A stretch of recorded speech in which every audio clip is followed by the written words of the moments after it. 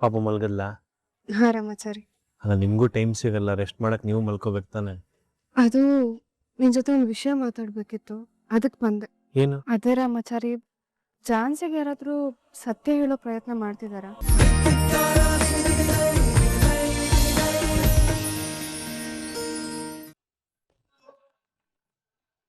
ಏನಪ್ಪ ನೀವು ಹಾಗೆ ಸುಮ್ಮನೆ ಆಗ್ಬಿಟ್ರಿ? ಇನ್ನೇನು ಮಾಡಬೇಕಾಗಿತ್ತು?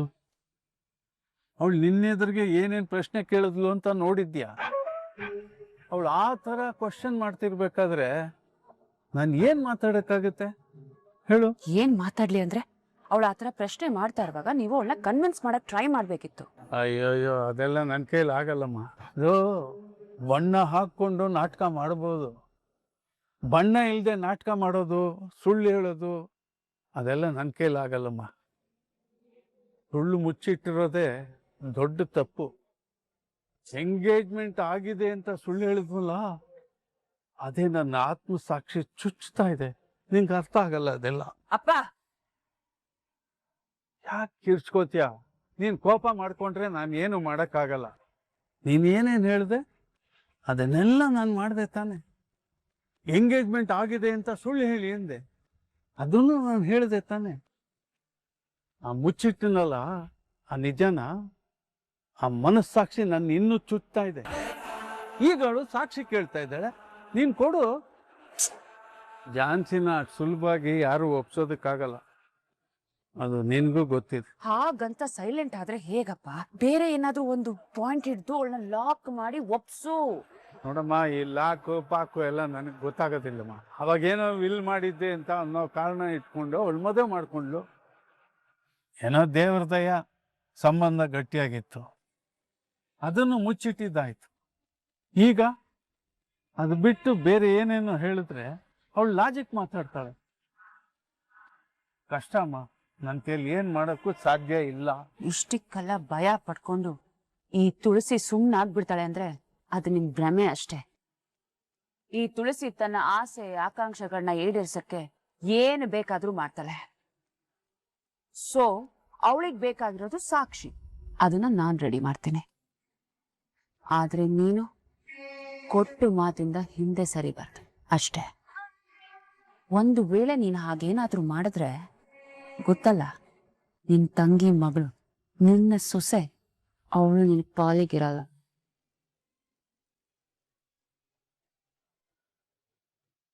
ಹುಟ್ಟಿದ್ರೆ ಇಂಥ ಮಕ್ಕಳೇ ಹುಟ್ಟಬೇಕು. ಆಸ್ತಿ ಮಾಡಬಾರ್ದು. ಬಡವರಾಗೆ ಇದ್ರೆ ಬದುಕು ಚೆನ್ನಾಗಿರುತ್ತೆ. ಇಂಥ ಮಕ್ಕಳ ಹುಟ್ಟೋದು ಕರ್ಮಕಾಂಡ.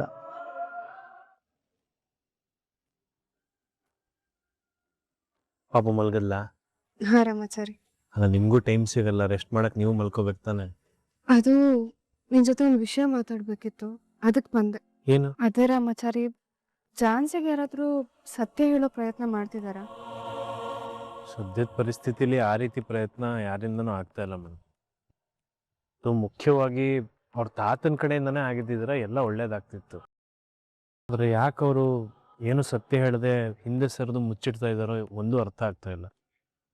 ಹಾಗಾಗಿ ಈಗ ರಾಘು ಬೇರೆ ರೀತಿ ಏನಾದ್ರು ಪ್ರಯತ್ನ ಮಾಡಬೇಕು ಅಂತ ಯೋಚನೆ ಮಾಡ್ತಾ ಇದ್ದಾನೆ, ಬಿಟ್ರೆ ಬೇರೆ ಯಾರು ಪ್ರಯತ್ನ ಮಾಡ್ತಾ ಇಲ್ಲ. ರಾಘು ಅವ್ರ ಪ್ರಯತ್ನ ಮಾಡ್ಲಿ ರಾಮಾಚಾರಿ, ಆದ್ರೆ ಬೇರೆ ಯಾರಾದ್ರೂ ಸತ್ಯನ ಅರ್ಥ ಮಾಡಿಸೋ ಪ್ರಯತ್ನ ಮಾಡ್ಬೇಕು. ಹೌದು ಮೇಡಮ್, ಆದ್ರೆ ಅದನ್ನ ಯಾರು ಮಾಡಿದ್ರೆ ತಂಗಿ ಒಪ್ಕೋತಾಳೆ ಅನ್ನೋದೇ ಗೊತ್ತಾಗ್ತಿಲ್ಲ. ಅವಳು ಒಪ್ಕೊಳ್ಳೋದು ಬಿಡೋದು ಆಮೇಲೆ ರಾಮಾಚಾರಿ, ಆದ್ರೆ ಸತ್ಯ ಹೇಳೋ ಪ್ರಯತ್ನ ಆಗ್ಬೇಕಲ್ವಾ? ನೀವು ಹೇಳ್ತಿರೋದು ಸರಿ ಮೇಡಮ್, ಆದ್ರೆ ಪ್ರಯತ್ನ ಮಾಡೋರು ಯಾರು? ನೋಡು, ಬೇರೆ ಯಾರೋ ಸತ್ಯ ಹೇಳಲಿ ಅಂತ ಕಾಯೋದು ಬೇಡ, ನಾವೇ ಅವಳಿಗೆ ಸತ್ಯ ಹೇಳ್ಬಿಡೋಣ. ಅಟ್ಲೀಸ್ಟ್ ಅವಳಿಗೆ ಅದ್ರ ಬಗ್ಗೆ ಸಣ್ಣದಾಗಿ ಯೋಚನೆ ಶುರು ಆಗ್ಲಿ, ಪ್ರಶ್ನೆಗಳು ಹುಟ್ಕೊಳ್ಳಿ. ಕರೆಕ್ಟ್ ಮೇಡಮ್, ಒಂದು ಪ್ರಯತ್ನ ನಾವು ಮಾಡೋಣ, ಫಲ ಅಫಲ ಅವನಿಗೆ ಬಿಡೋಣ. ಏನಾಗತ್ತೆ ನೋಡೋಣ, ನೀವು ಇವಾಗಲೇ ಫೋನ್ ಮಾಡಿ.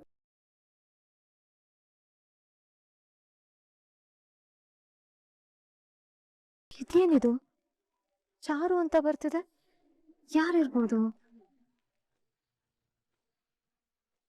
ಹಲೋ ಝಾನ್ಸಿ, ನಾನು ಚಾರು ಮಾತಾಡ್ತಿರೋದು. ಚಾರು? ಸಾರಿ, ಯಾರಂತ ಗೊತ್ತಾಗ್ಲಿಲ್ಲ. ಗೊತ್ತಾಗುತ್ತೆ ಬಿಡು ಝಾನ್ಸಿ. ನಿನ್ ನೆನಪಿಂದ ಇರೇಸ್ ಆಗಿರೋ 7.5 ತಿಂಗಳಿನ ನೆನಪಲ್ಲಿ ನಾನು ಒಬ್ಳು. ಬಟ್ ನಿನ್ ಬಗ್ಗೆ ನನಗೆ ಚೆನ್ನಾಗಿ ಗೊತ್ತು. ನೀನ್ ನನ್ನ ಮರ್ತರೂ ಪರವಾಗಿಲ್ಲ, ಆದ್ರೆ ಆ ದಿನಗಳಲ್ಲಿ ನಿನ್ ಜೀವನದಲ್ಲಿ ಆಗಿರೋ ಒಂದು ಇಂಪಾರ್ಟೆಂಟ್ ವಿಷಯದ ಬಗ್ಗೆ ನೀನ್ ತಿಳ್ಕೊಳ್ಬೇಕು. ಹೌದಾ? ಹಾಗಿದ್ರೆ ನಿಮ್ಗೆ ಎಲ್ಲ ವಿಷಯನೂ ಗೊತ್ತಾ?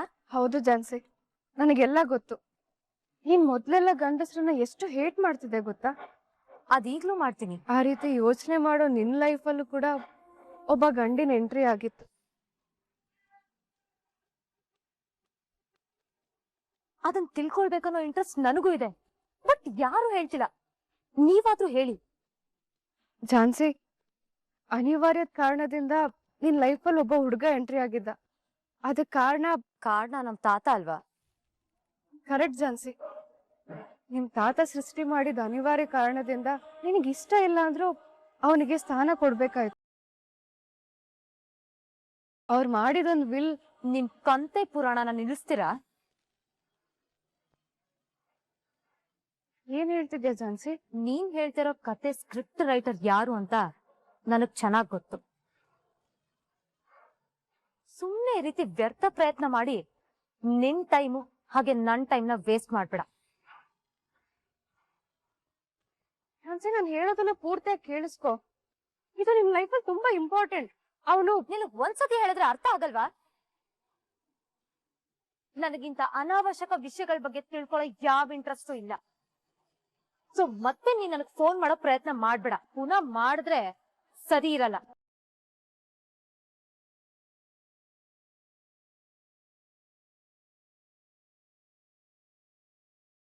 ಚಾನ್ಸ್ ಪುಟ, ತಾತನ್ ಮುಂದೆ ಒಳ್ಳೆ ತರ ಆಕ್ಟಿಂಗ್ ಮಾಡಿ ಈ ಮನೆಗ್ ಬಂದ್ ಸೇರ್ಕೊಂಡಷ್ಟು ಈಸಿ ಅಲ್ಲ ಈ ಝಾನ್ಸಿನ ಯಾಮಾರ್ಸೋದು. ಯಾಕಮ್ಮ ಝಾನ್ಸಿ, ಏನೇನೋ ಮಾತಾಡ್ತಾ ಇದೀಯಾ? ಓವರ್ ಸ್ಮಾರ್ಟ್ ಆಗಿ ನನ್ನ ಹತ್ರ ಆಡಕ್ ಬರ್ಬೇಡಿ ಅತ್ತೆ. ಇದ್ಯಾವ್ದು ನನ್ ಮುಂದೆ ನಡೆಯೋದಿಲ್ಲ. ನಿನ್ ಕತೆ ಅಲ್ಲ, ಪುರಾವಿನೇ ಸೃಷ್ಟಿ ಮಾಡಿ ತಂದ್ ತೋರ್ಸಿದ್ರು ಅದನ್ನ ನಾನ್ ನಂಬಲ್ಲ. ಯಾಕಂದ್ರೆ ನನ್ ಜೀವನದಲ್ಲಿ ಒಂದು ಗಂಡು ಎಂಟ್ರಿ ಆಗೋದಕ್ಕೆ ಸಾಧ್ಯನೇ ಇಲ್ಲ. ಅದಕ್ ನಾನ್ ಅವಕಾಶನೂ ಕೊಡೋದಿಲ್ಲ. ಅಲ್ಲಮ್ಮ ಝಾನ್ಸಿ, ನೀನ್ ಯಾಕೆ ನಮ್ಗಳ ಮಾತ್ ನಂಬ್ತಾ ಇಲ್ಲ? ನಿನ್ ಮಾತ್ನೇ ನಂಬಲ್ಲ ಅಂತ ಗೊತ್ತಿದ್ರು ಬೇರೆಯವ್ರ ಕೈಯಲ್ಲಿ ಫೋನ್ ಮಾಡ್ಸಿ ಕತೆ ಕಟ್ಸೋ ಯೋಚನೆ ಇದ್ರೆ ಅದನ್ನ ಇಲ್ಲಿಗೆ ಬಿಟ್ಬಿಡಿ. ನಾನ್ ಫೋನ್ ಮಾಡ್ಸಿದ್ನ, ಐಮ್ ಕನ್ಫ್ಯೂಸ್, ನಂಗೆ ಅರ್ಥ ಆಗ್ತಾ ಇಲ್ಲ. ಅತ್ತೆ ಪ್ಲೀಸ್, ನಿನ್ ಓವರ್ ಆಕ್ಟಿಂಗ್ ನ ನನಗ್ ನೋಡಕ್ ಆಗ್ತಿಲ್ಲ. ಇದೇ ಫಸ್ಟ್ ಅಂಡ್ ಲಾಸ್ಟ್. ನನ್ ಲೈಫಲ್ಲಿ ಒಬ್ಬ ಗಂಡು ಬಂದಿದ್ದ, ಅವ್ನ ನಾನು ಎಕ್ಸೆಪ್ಟ್ ಮಾಡ್ಕೊಂಡಿದೀನಿ ಅನ್ನೋ ಸುಳ್ಳು ನನ್ ನಂಬ್ಸೋದಕ್ ನನಗ್ ಬರ್ಬೇಡಿ. ಯಾಕಂದ್ರೆ ಅದು ನಿಮ್ ವ್ಯರ್ಥ ಪ್ರಯತ್ನ ಅಷ್ಟೇ.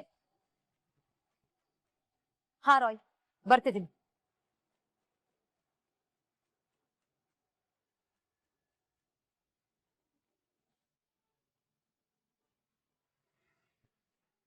ಏನ್ ತುಳಸಿ ಇದು? ನೀನ್ ಮಾಡೋ ಪ್ರತಿ ಪ್ರಯತ್ನನು ನಿನಗೇ ಕೈ ಕೊಡ್ತಾ ಇದೆಯಲ್ಲ. ಸೊ ನಾನ್ ಹೇಳೋದೇನು ಅಂದ್ರೆ, ಈ ಕೈಗೆ ಎಡ್ದೇ ಇರೋ ದ್ರಾಕ್ಷಿ ಹುಳಿ ಅಂತ ಅಂದ್ಕೊಂಡು ಸುಮ್ಮನೆ ಇರ್ಬೋದಲ್ವಾ? ಮರಳು ಯತ್ನವ ಮಾಡು ಅನ್ನೋ ಗಾದೆನ ಕೇಳಿಸ್ಕೊಂಡ್ ಬೆಳ್ದಿರೋಳು ನಾನು ಗುರಿ ಮುಟ್ಟೋವರೆಗೂ ನನ್ನ ಪ್ರಯತ್ನ ಬಿಡೋ ಮಾತೇ ಇಲ್ಲ. ತುಳಸಿ, ಅದರಿಂದ ಏನ್ ಪ್ರಯೋಜನ? ಅಲ್ಲ, ನಿನ್ಗೆ ಎಷ್ಟೇ ಪ್ರಯತ್ನ ಪಟ್ರು ಆ ಝಾನ್ಸಿ ನಿನ್ ಕಂಟ್ರೋಲ್ ಸಿಗೋಕೆ ಸಾಧ್ಯನೇ ಇಲ್ವೇ? I don't care about it. ಯಾಕಂದ್ರೆ ನಮ್ಮಪ್ಪ ನನ್ನ ಕೈಯಲ್ಲಿರೋವರೆಗೂ ಯಾರು ಯಾವ ಆಟನೂ ಆಡೋದಿಕ್ಕಾಗೋದಿಲ್ಲ. ಏನೇ ಆದ್ರೂ ನಾನ್ ಅನ್ಕೊಂಡಿದ್ದು ನಡೀಲೇಬೇಕು.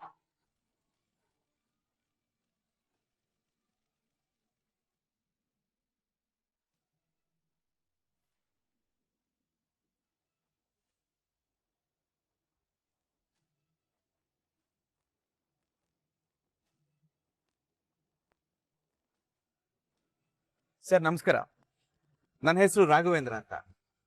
ನಾನು ಏನ್ ಜೆಂಟ್ಲ್ಮನ್ ಇದೆಲ್ಲ? ಜೆಂಟಲ್ಮೆನ್. ಹಾ, ನಾನಾ?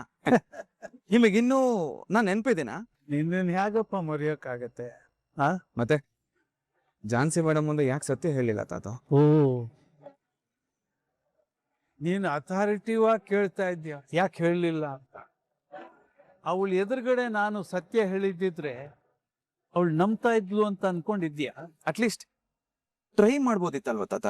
ಪ್ರಯತ್ನ ಪಡ್ಬೋದಿತ್ತು, ಆದ್ರೆ ಅದನ್ನ ಅವಳು ಸುಳ್ಳು ಅಂತ ಅನ್ಕೊಂಡ್ಬಿಟ್ಟಿದ್ರೆ ಏನ್ ಮಾಡ್ತಿದ್ದೆ? ಈಗ ಅವಳು ಆ ಥರ ನಂಬುವಂತ ಕ್ಯಾಟಗರಿ ಅವಳು ಅಲ್ಲ, ನಂಬುವಂತ ಜಾಯಮಾನನು ಅವಳದ್ದಲ್ಲ.